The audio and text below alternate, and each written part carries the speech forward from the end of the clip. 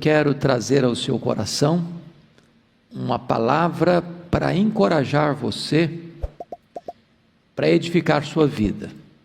E eu convido você então, que está aí na sua casa, para abrir comigo a sua Bíblia, no Evangelho de Jesus Cristo, conforme o relato de João, no capítulo 6. João capítulo 6, nós vamos ler a partir do verso 35, alguns versículos que vou mencionando para o seu acompanhamento aí. João 6, 35. Declarou-lhes, pois, Jesus: Eu sou o pão da vida. O que vem a mim jamais terá fome, e o que crê em mim jamais terá sede. Porque eu já vos disse que, embora me tenhais visto, não credes. Todo aquele que o Pai me dá, esse virá a mim. E o que vem a mim, de modo nenhum o lançarei fora. Porque eu desci do céu, não para fazer a minha própria vontade, e sim a vontade daquele que me enviou. E a vontade de quem me enviou é esta: que nenhum eu perca de todos os que me deu. Pelo contrário, eu o ressuscitarei no último dia. De fato, a vontade de meu Pai é que todo homem que vir o Filho e nele crer, tenha a vida eterna, e eu o ressuscitarei no último dia.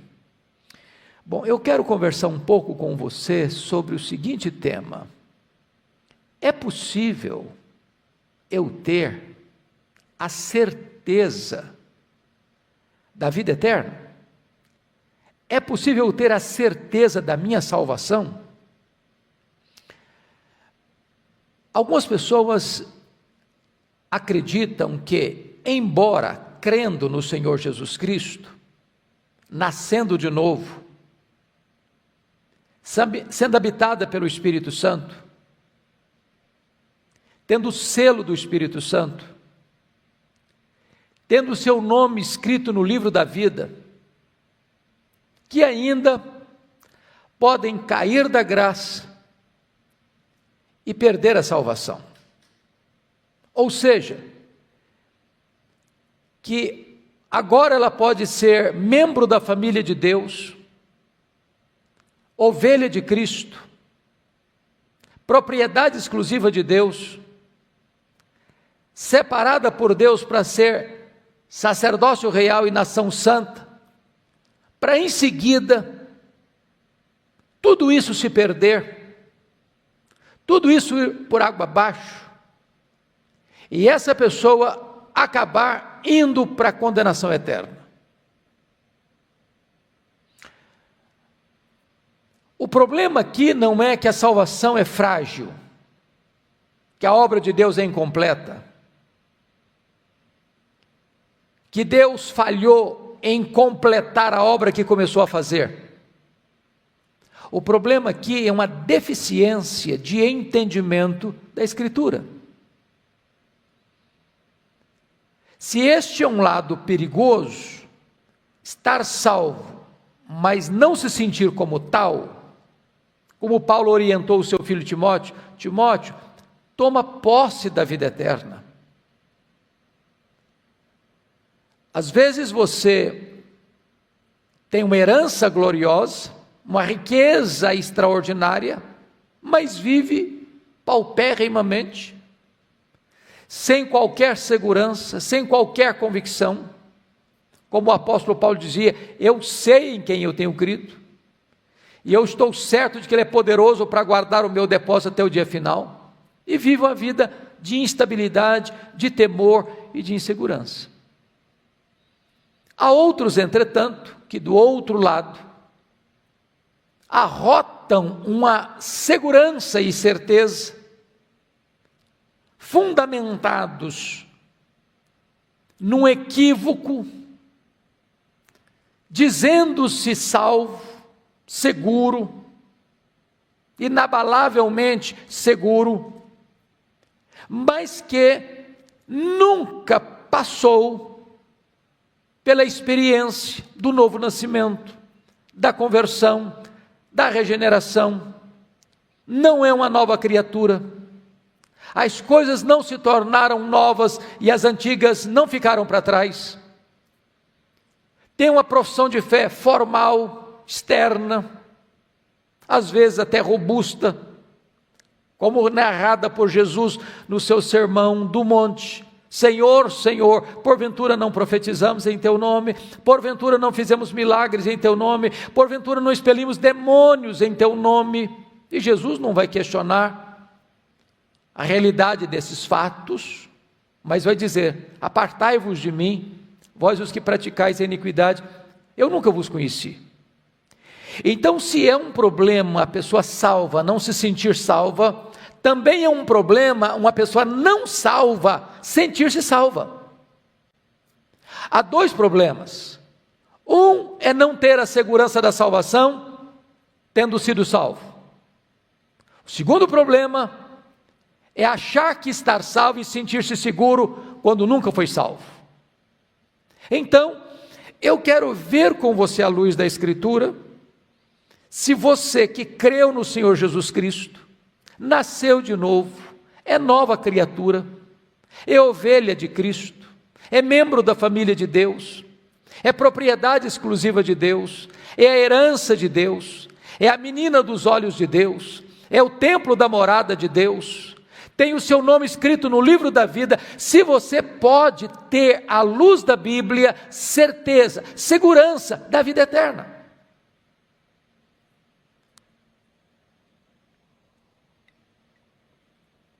Note comigo então no texto. Primeiramente, veja o versículo 35. Declarou-lhes, pois, Jesus: eu sou o pão da vida.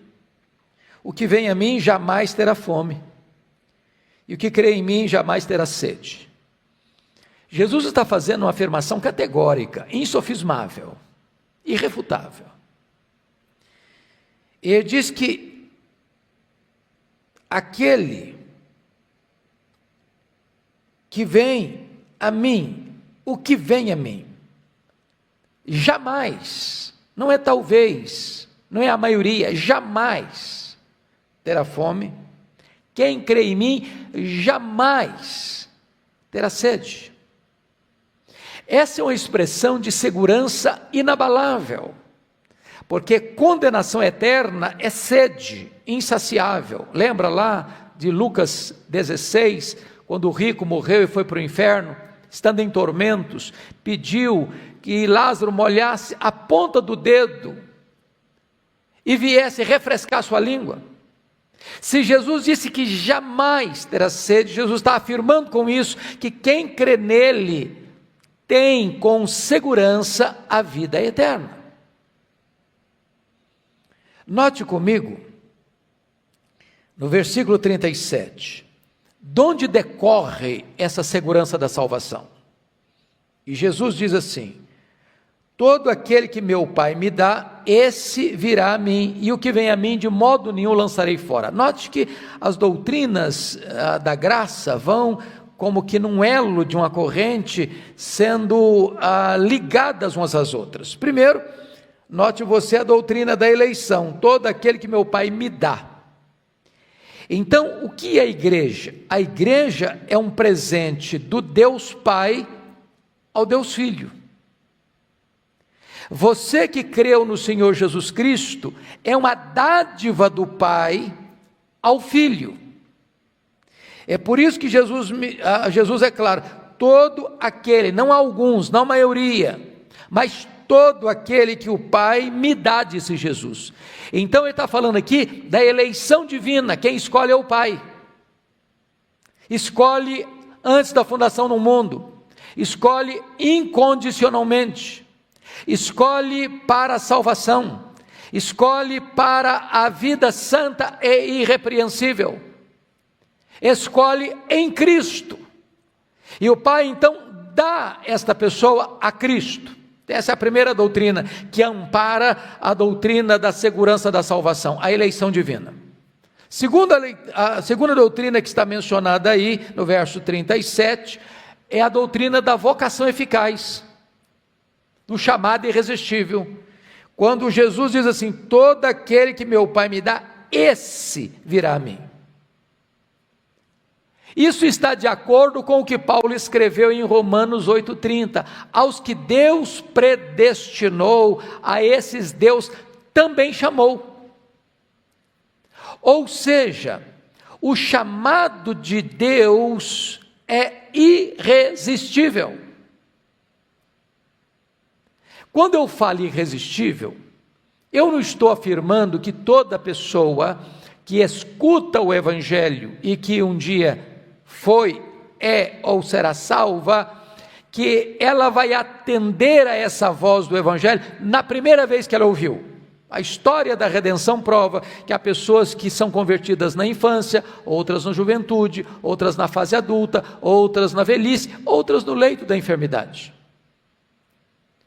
O que o texto nos assegura com diáfana clareza é que todo aquele que o Pai dá ao Filho, esse virá ao Filho.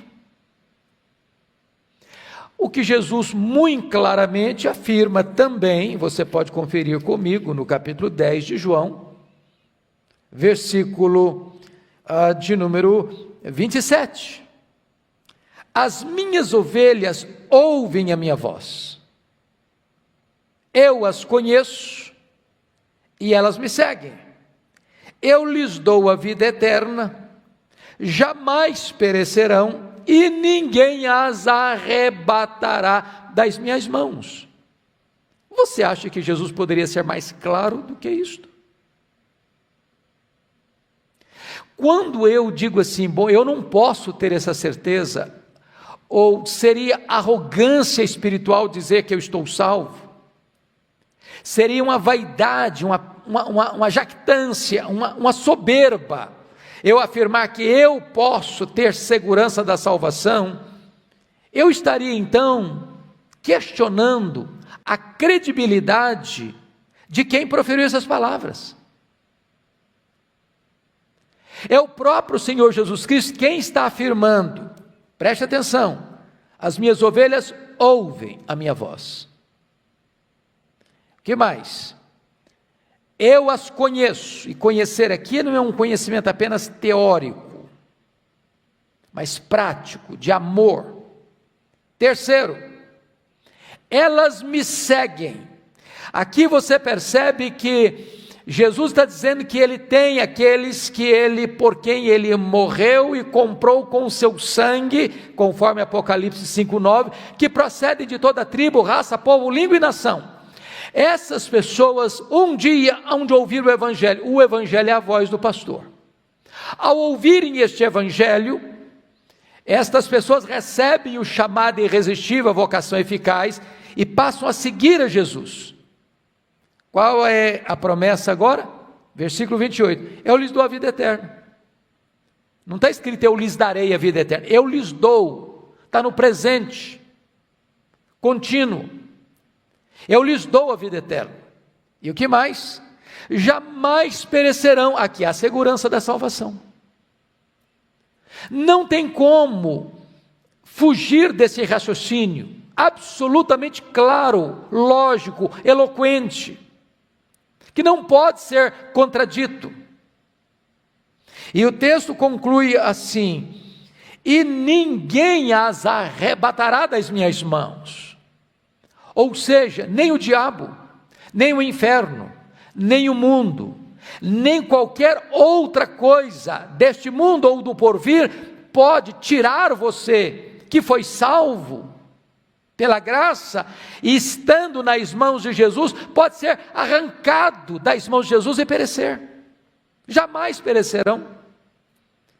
Então, ter a certeza da salvação é você confiar que o que Jesus disse é verdade e que Ele é digno de inteira confiança, e você então apropriar-se desta verdade que Ele mesmo está nos garantindo em sua palavra.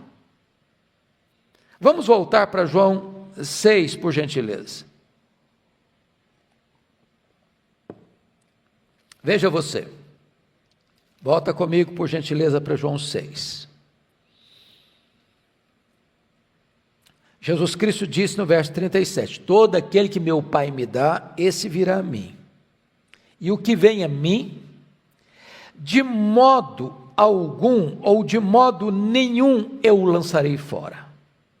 Quando Jesus diz de modo nenhum, ele não abre nenhuma exceção. Olha, mas se a pessoa fizer isso, ou se a pessoa fizer aquilo, então eu lanço fora.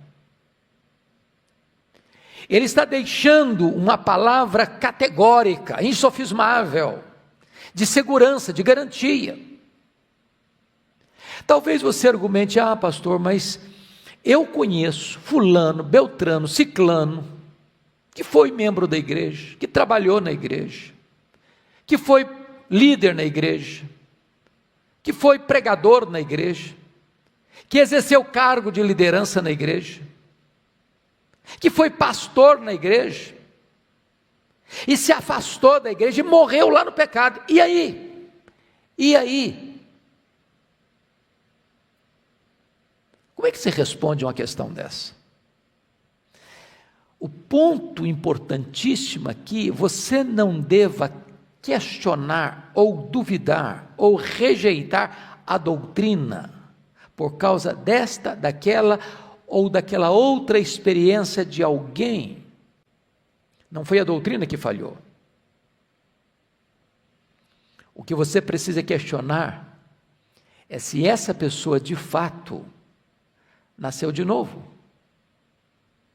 Você nota que Judas Iscariotes era um apóstolo de Jesus. Aliás, o único dos 12 que tinha um cargo de confiança. Era o tesoureiro do grupo.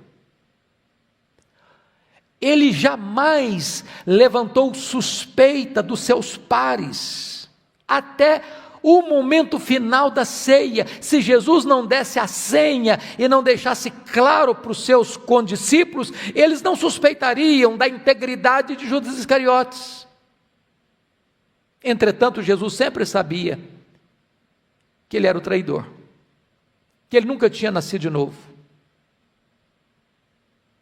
Portanto, não é o fato de alguém ser membro de uma igreja local, ter sido batizado, exercer cargo de liderança na igreja, ser um pregador, expulsar demônios, profetizar, fazer coisas espetaculares. Não é isso que garante a salvação de alguém. O que garante a salvação de alguém é este alguém ser um escolhido de Deus, este alguém ter crido no Senhor Jesus Cristo, este alguém ter recebido a vocação eficaz, o chamado irresistível, e estar salvo pela graça, tendo a vida eterna. Jesus a estes garante segurança inabalável de vida eterna. Então, respondendo a você com o próprio texto de João, lá na primeira carta. Olha comigo, por gentileza, primeira carta de João, capítulo 2. Primeira carta de João, capítulo 2, versículo 19. Olha o que João escreve. Eles saíram do nosso meio, entretanto, não eram dos nossos. Porque se tivessem sido dos nossos, teriam permanecido conosco. Todavia, eles se foram para que ficasse manifesto que nenhum deles é dos nossos. A questão aí não é que a doutrina falhou. Não, absolutamente não. A questão aí é que muita gente que, embora faça parte da igreja militante, jamais fizeram parte da igreja triunfante. Preste bem atenção, o rol de membros das igrejas locais não confere necessariamente com o rol de membros da igreja do céu, da igreja triunfante, que se chama o livro da vida do Cordeiro. Há muitas pessoas que fazem parte da igreja local, que passaram por uma liderança, foram examinados, receberam o batismo, não importa se por imersão, se por aspersão, se por efusão, e são membros da igreja, e frequentam a igreja, e trazem cacuete de crente, parecem crente, e se vestem como crente, falam como crente, e agem aparentemente como crente, mas que nunca nasceram de novo.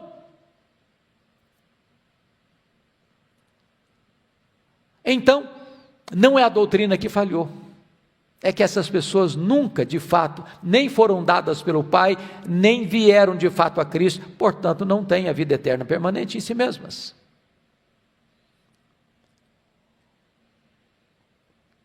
Note ainda comigo, por favor, voltando para João 6. Volte para João 6 comigo, por gentileza. E há mais um texto que eu gostaria de esclarecer ao seu coração. Vejam vocês, no versículo 47, em verdade vos digo, quem crê em mim, disse Jesus, tem a vida eterna. Eu pergunto a você, que tempo verbal está aí o verbo? Ele não disse, em verdade vos digo, quem crê em mim, teve a vida eterna, não disse isso. Nem está escrito aí, em verdade vos digo, quem crê em mim terá a vida eterna, também não está dito isso. O verbo ter está no presente do indicativo. Quem crê em mim tem a vida eterna. Então eu faço alguma pergunta para você, algumas perguntas. Primeiro, Jesus poderia mentir? E a resposta é óbvio que não, ele é a verdade. Então, segunda pergunta, quem crê em Cristo tem o quê? À luz do texto, a vida eterna. Quem é que tem a vida eterna? Aquele que crê em Cristo. E eu pergunto a você, você crê em Cristo? Bom, se você crê em Cristo, o que é que você tem? A vida eterna.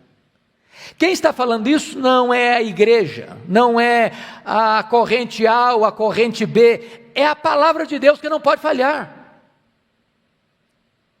Então, se você crê em Jesus, você tem a vida eterna. Aproprie-se disso. Toma posse da vida eterna.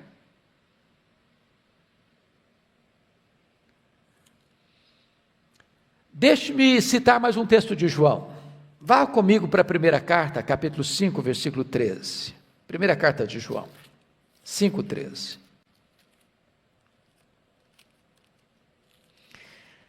Você bem sabe que o Evangelho de João foi escrito com um propósito e a primeira carta com outro propósito. Nós vamos dar uma olhadinha nos propósitos destas duas obras tão importantes que João escreveu. Então, desculpe, mas volte só um pouquinho comigo no Evangelho de João, lá no capítulo 20, verso 31. João 20, 31. Confira aí comigo. Depois nós vamos juntos para a primeira de João. O que está escrito em João 20, 31?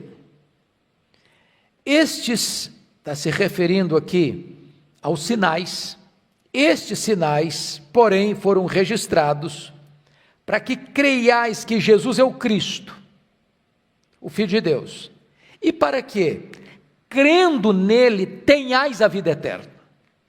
Então, o Evangelho foi escrito com esse propósito. Qual propósito?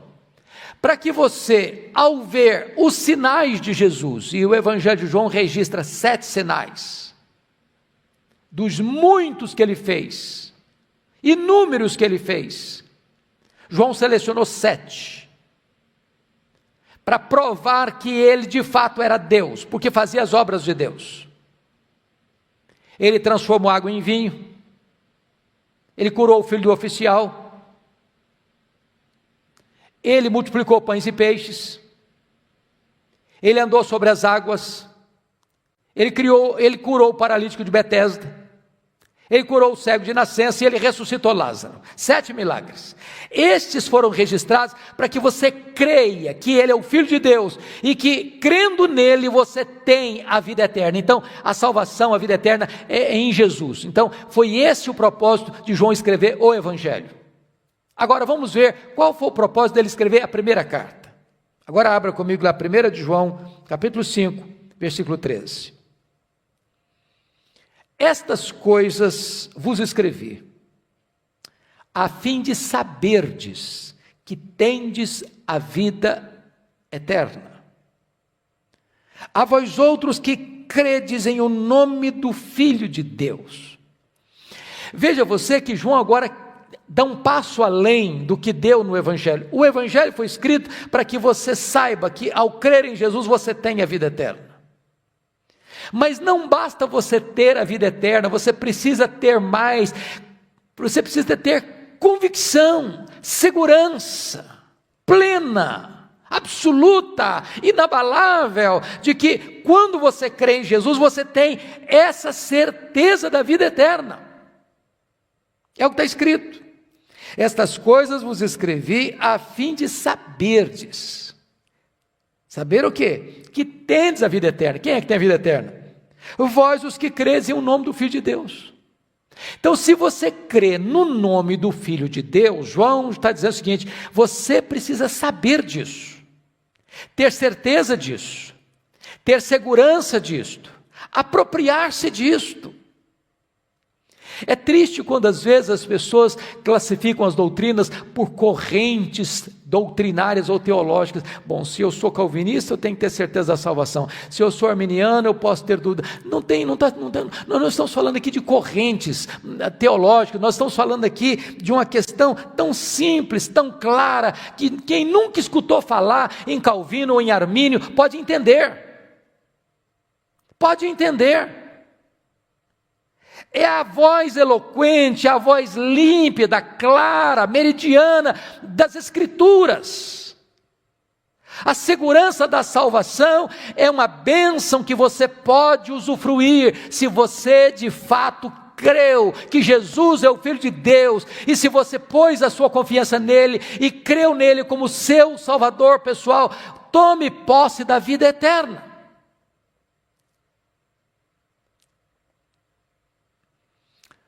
Deixa eu lhe dar mais um passo.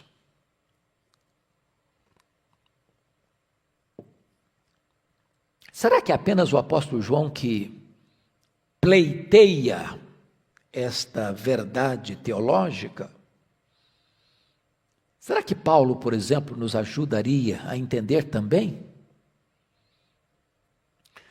E eu não quero me delongar, e eu quero ser muito objetivo e muito simples e ao mesmo tempo contundente com você na defesa dessa verdade. Então vá comigo para Filipenses capítulo 1, versículo 6. O que Paulo escreve aí? Ele diz assim, Filipenses 1, 6. Estou plenamente certo. Ele não está com dúvidas, ele não tem incertezas, ele não está confuso. Ele diz, eu estou plenamente certo. Certo de quê? De que aquele que começou boa obra em vós, há de completá-la, até o dia de Cristo Jesus. Bom, você precisa compreender uma coisa. Deus não é pego de surpresa, Deus não fica em apuros, os decretos de Deus são eternos, unos e eficazes. Deus não começa algo e larga para lá, como Miguel Ângelo começou a cinzelar, a pincelar algumas obras e deixou para lá quase que em pedra bruta e desistiu. Deus não é assim. Quando Deus começa, Ele termina. É por isso que Paulo em Romanos 8,30 deixou tão claro, aos que Deus predestinou, a esses Deus também chamou, aos que Deus chamou, a esses Deus também justificou, e aos que Deus justificou, a esses Deus também glorificou. Em outras palavras, de ponta a ponta, a obra é de Deus, e Deus não pode falhar. Então, quando Deus começou a boa obra em você, certamente Deus há de concluí-la. Deus não vai largar a sua obra no meio do caminho. Deus não se frustra. Os planos de Deus não podem ser frustrados. A segurança da sua salvação, portanto, não está nas suas mãos. Você é vulnerável e eu também. Nós oscilamos, nós temos zigue-zagues, nós temos altos e baixos, mas a nossa segurança não depende disso, não depende disso. A segurança da nossa salvação não está na nossa mão, está na mão de Deus. É Ele quem persevera, é Ele quem garante, é Ele quem assegura, é Ele quem diz para você, você pode ter essa segurança. Bom, mas alguém pode argumentar assim, pastor, mas essa doutrina da segurança da salvação vai acabar induzindo as pessoas a uma vida relaxada. Se eu falar para alguém que ele está salvo, para que ele vai querer ficar buscando santificação? Para que ele vai querer viver uma vida de renúncia aos prazeres deste mundo? Para que ele vai querer fazer boas obras? Para que ele vai querer evangelizar e fazer a obra de Deus? Ele vai cruzar os braços, estou salvo mesmo, deixa a vida me levar. Onde está o erro desse raciocínio? Onde está o erro desse raciocínio?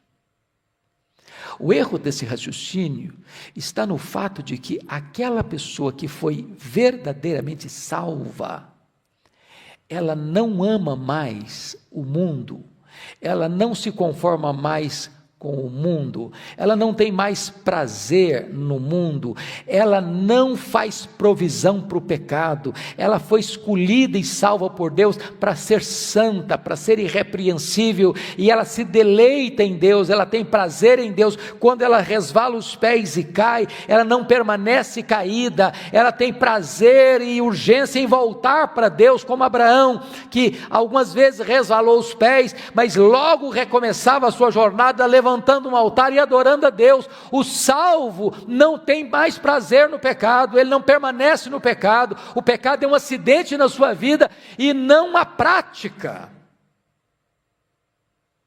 Aquela pessoa que diz, não, eu estou salvo mesmo, então deixa eu viver a minha vidinha, é porque nunca foi salva. O salvo tem prazer em Deus, ele se deleita em Deus, ele tem alegria em Deus, ele quer fazer a obra de Deus, ele quer agradar o coração de Deus.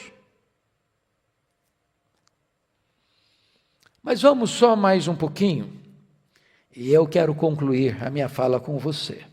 É claro que esse assunto é tão amplo, é tão extenso, e se nós pudéssemos olhar isso à luz dos livros da Bíblia, nós poderíamos discursar aqui e falar tantas coisas belas, maravilhosas, mas você pode examinar isso. O que eu estou lhe dizendo é apenas aquilo que é suficiente para você que creu no Senhor Jesus Cristo. Apropriar-se da sua salvação. Tome posse da vida eterna. Então, quero levar você agora, finalmente, para Romanos capítulo 8, versos 30 a 39. Olha comigo. Já repeti várias vezes aqui o versículo 30, porque o versículo 30 de Romanos 8 são os elos da corrente dourada da graça. Aos que Deus predestinou, a esses Deus também chamou. Aos que chamou, a esses também justificou. E aos que justificou, a esses também glorificou. Talvez você pergunte, pastor, eu não estou entendendo uma coisa aqui. Porque a glorificação só se dará quando Jesus voltar. Certo? Claro, isso mesmo.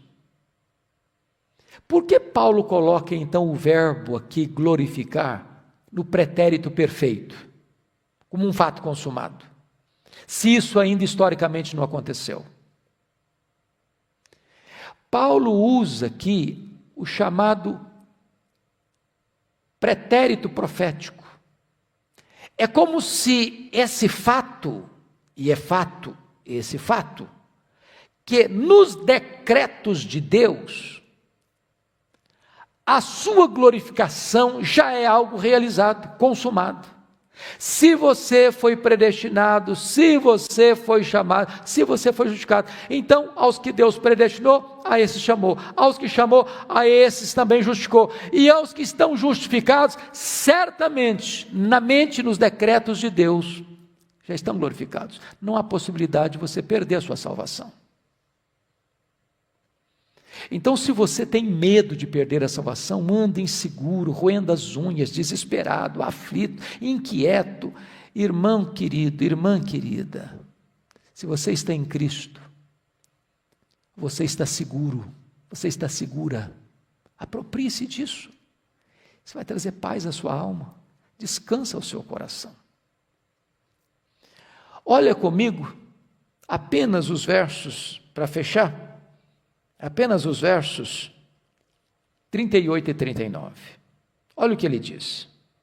Porque eu estou bem certo de que nem a morte, nem a vida, nem os anjos, nem os principados, nem as coisas do presente, nem do porvir, nem os poderes, nem a altura, nem a profundidade, nem qualquer outra criatura poderá separar-nos do amor de Deus, que está em Cristo Jesus, nosso Senhor. Paulo não poderia ser mais abrangente. Numa linguagem belíssima, de uma retórica irretocável, o apóstolo Paulo coloca diante dos nossos olhos todas as possibilidades e diz que não há nada, nem nesta vida, nem na vida vindoura, nem no mundo físico, material, nem no mundo invisível espiritual, que possa comprometer, frustrar, destruir os fundamentos dessa segurança inabalável da salvação, se você está em Cristo Jesus. Então a doutrina que se batiza de perseverança dos santos, que nós já estamos aqui dizendo segurança da salvação, certeza da vida eterna, não é uma doutrina forjada nos concílios eclesiásticos, mas é uma doutrina emanada das Sagradas Escrituras. Se a Bíblia é a verdade, ela é. Se a Bíblia é a palavra de Deus, e ela é. Se a Bíblia é inspirada, e ela é. Se a Bíblia é inerrante, ela é. Se a Bíblia é infalível, ela é. Se a Bíblia é suficiente, ela é. Se a Bíblia não pode falhar, e ela de fato não pode falhar, então você pode ter certeza da vida eterna, você que creu em Jesus Cristo como seu Salvador pessoal. Dito isto, espero que você, à luz das Escrituras, tenha esta certeza. Você que creu no Senhor Jesus. E se você ainda não creu no Senhor Jesus, como diz a Escritura, agora é a hora oportuna de você se render a Ele, de recebê-lo como seu Salvador pessoal, de receber imediatamente a certeza e a garantia da vida eterna. Eu vou orar com você. Agradecemos-te, Deus, a riqueza, a beleza e a segurança bendita desta verdade que emana das Escrituras. E te pedimos que tu nos abras os olhos da alma, os olhos do coração, para vermos esta verdade tão cristalina, e que o nosso coração agora descanse, fique pacificado, crendo nesta verdade, que é límpida, que é clara, que é eloquente, que abençoa a nossa vida, a verdade de que todo aquele que crê em Jesus, esse tem a vida eterna. Aplica, meu Deus, esta palavra ao coração daqueles que estão nos acompanhando e nos assistindo. É a nossa oração, em nome de Jesus. Amém.